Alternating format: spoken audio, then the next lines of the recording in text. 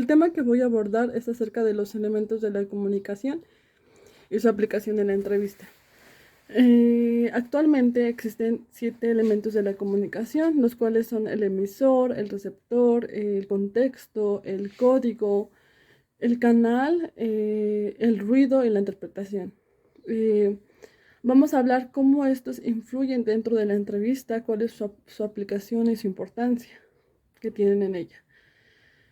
Sabemos que existen diferentes tipos de entrevistas, los cuales son la entrevista psicopedagógica, la entrevista clínica, la entrevista laboral, la entrevista para alguna profesión o vocación, y también las entrevistas que son muy famosas, las que se hacen en la radio, en la televisión a los artistas del medio. Bueno, el primer elemento es el emisor. Él cumple un papel muy importante dentro de la entrevista, ya que es el encargado de transmitir el mensaje, de cuestionar al receptor para alcanzar algún objetivo, dependiendo el tipo de entrevista que se haga. El receptor es la persona que recibe el mensaje. El receptor es la persona a la cual se le va a entrevistar y va a ser el encargado de responder a lo que el entrevistador pregunta para poder lograr el objetivo de la entrevista. El contexto es el lugar en donde se va a llevar a cabo la entrevista. Como ya les mencioné, los diferentes tipos de entrevista, dependiendo de la entrevista que sea. Por ejemplo, la entrevista psicopedagógica regularmente son en un aula entre el entrevistado y el alumno. Entonces, el lugar pues tiene que ser cómodo, donde esté el niño, donde se sienta relajado, en confianza.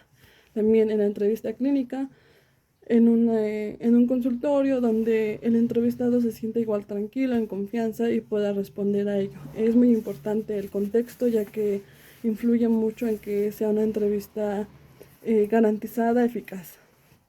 El código son aquellos signos, normas, señales o avisos que se den dentro de la entrevista, ya sea de parte del emisor o del receptor. Por ejemplo, en la entrevista clínica, el paciente responde así como dudando con gestos, entonces el emisor tiene que traducirlos, entender qué es lo que quiere decir o por qué lo está diciendo de esa manera o por qué lo dijo.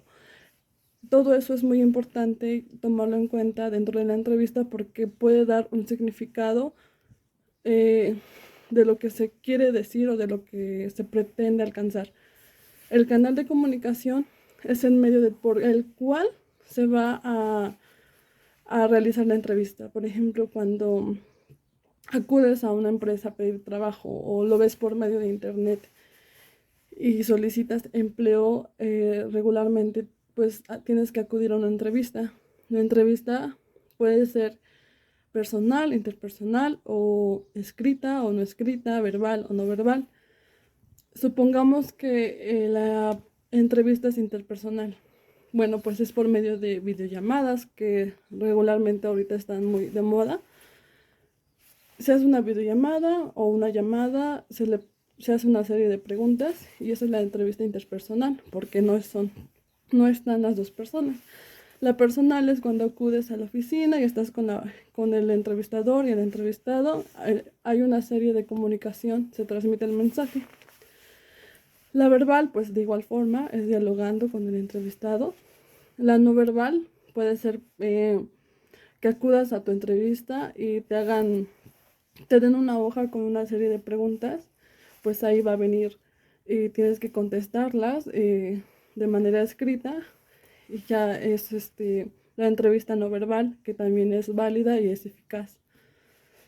El ruido igual influye demasiado en la entrevista, ya que puede ser una amenaza para interrumpir la entrevista.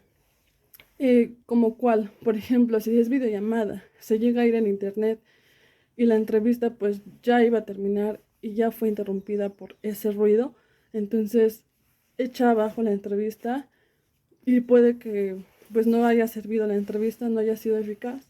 Y entonces, debido a esa interrupción, en algunas ocasiones es necesario volver a realizar la entrevista.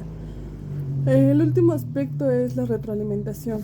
Es la respuesta que da el emisor al receptor de lo que se llevó a cabo en la entrevista, o sea, la conclusión, las cosas que él logró rescatar.